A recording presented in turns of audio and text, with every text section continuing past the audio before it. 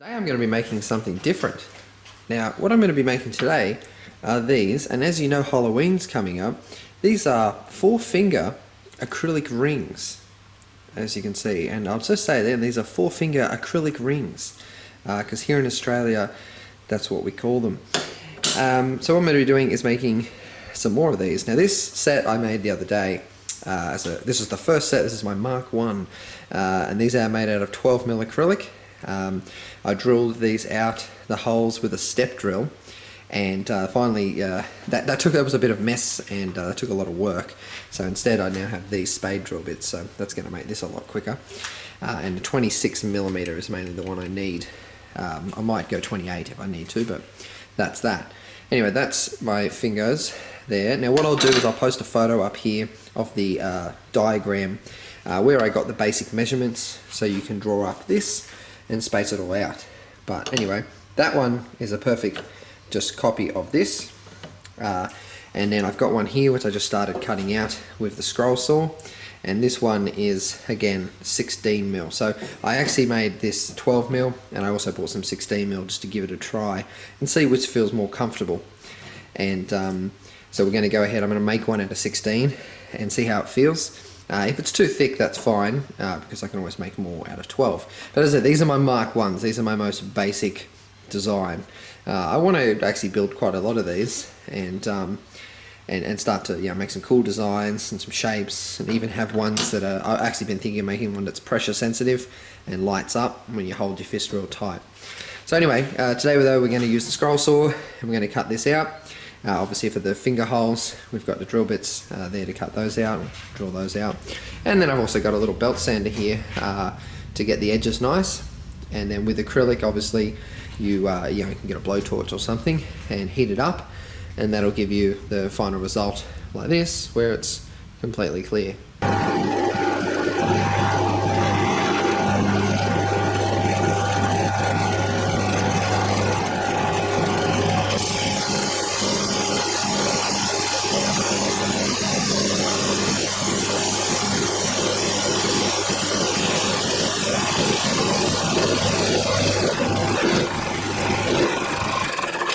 Now, using the drill press, there's our 4 holes done.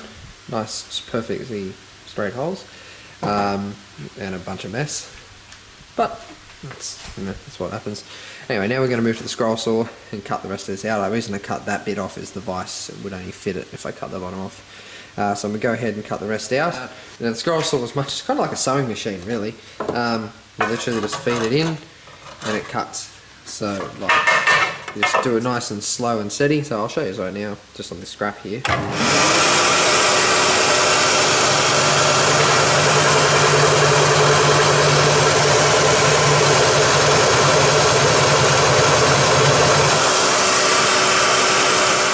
The thing with the scroll saw is you get a nice straight cut. The blade is held at both ends, so it keeps it nice and straight. So as you can see, my cut is, although the edges are a bit rough because I need to sand them, the actual cut that way is dead straight.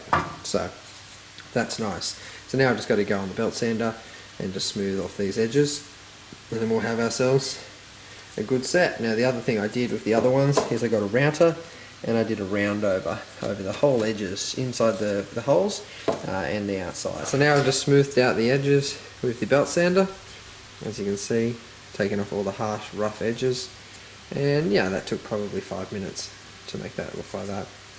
And now she looks really good. Nice smooth edges, etc.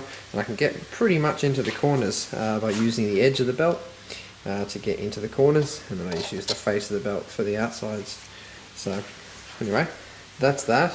And now I'm going to get the router and we go around the edges and give it a little round over.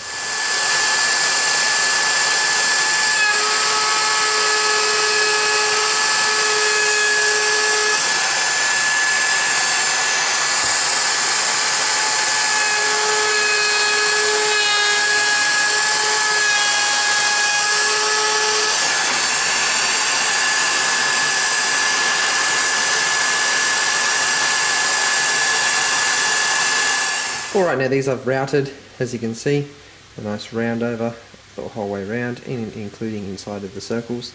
And I've now also just went over a little bit of, 120 just by hand, and just really smoothed it all out. Now any fine scratches, when I hit it with the blowtorch, they'll completely disappear anyway. So anyway, now we're going to take off the paper here. I leave it on just to protect it. I mean, again, you can heat the scratches out, but obviously the less I have to heat out of it, the better. And we can pretty much call this a day. Now these ones, this is really just a tester in this thickness. So I was quite happy with the 12mm. But anyway, there's the frosted outsides, which do look pretty cool. So I have been thinking of just leaving this one frosted, but I can obviously go ahead with the blowtorch and make it clear. There's a nice little comparison, and yeah, the blowtorch definitely smooths out any or the small little scratches from the sandpaper, but the frosted looks pretty cool as well. Anyway guys, there's my two, 12mm and 16. As you can see, this one's a bit thicker, and that's it. Otherwise they're pretty much the same, and that was just the test too. So anyway, I'm going to make more than this. This is just my starters, and if you like this video, I'll go ahead and I'll make more videos on them. Alright, and just as a final thing here, I just wanted to show you guys, I actually frosted that one completely. So again, I just sanded it with a light grit. I think it was, and then there's the clear one compared to the frost. As I said, I mainly made these just to try the thickness. Now, in saying that, the 16 does feel better to hold. That's where you're going to hold it, obviously, on your knuckles there, on that flat part of your fingers. And in the palm though, the extra width definitely feels better. That saying though, if I was to make 12mm ones and wrap the handle, pad it or something, then the 12mm would feel just as good. It doesn't really make any difference on the fingers, it just makes a difference here in your palm. So that's that.